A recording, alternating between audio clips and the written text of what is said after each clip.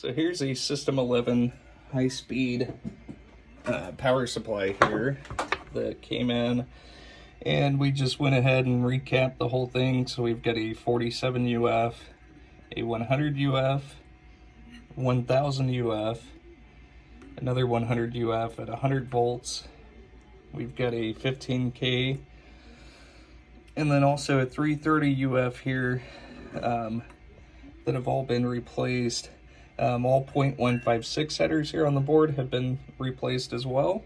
This board came in with round pin headers, which are just complete garbage.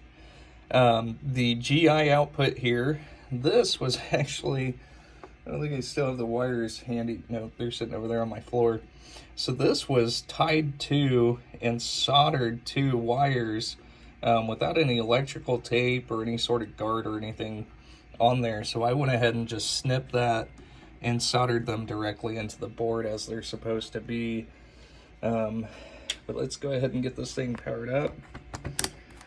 Get that set to voltage, and I'm going to actually set you down for a second so I can establish a proper ground here with my probe.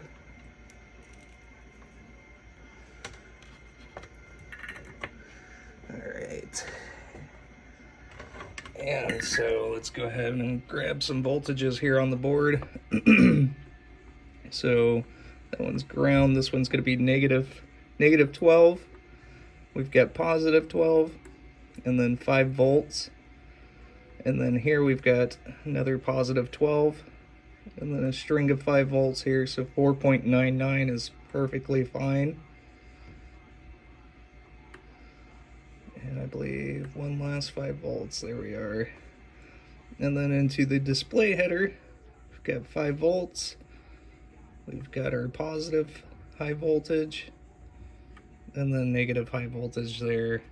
So we are 100% good to go. Thank you so much. On the bench, we've got a pretty unpopular board here. Williams high speed. I've not seen one of these.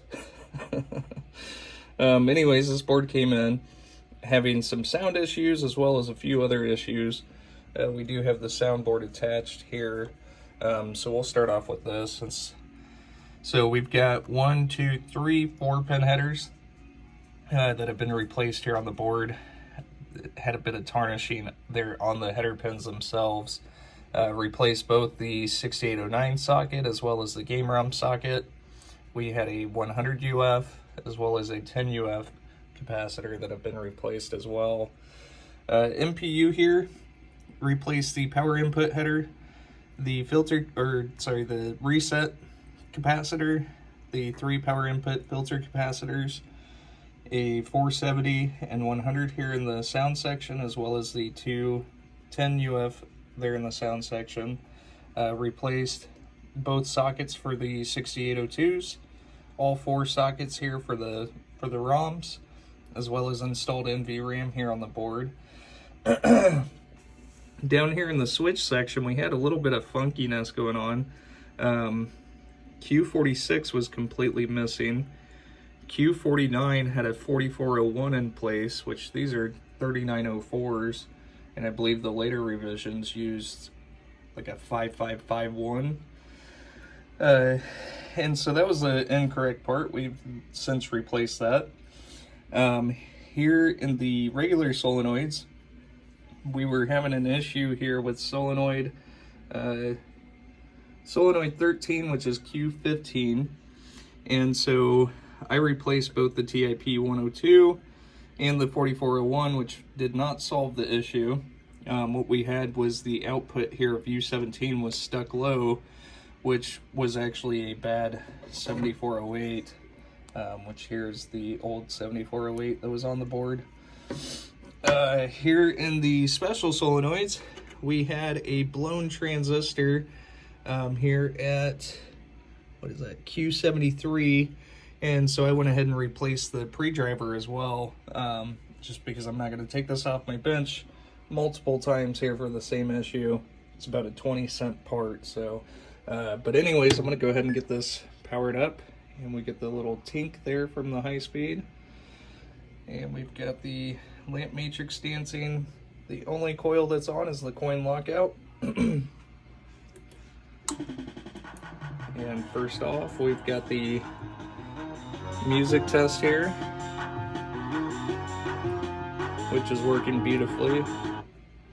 And then we'll move into display test. So high speed is alphanumeric on top, and then just numeric there on the bottom row. And we've got the jackpot, which I believe is actually just the left one here. And those are all working. Come over.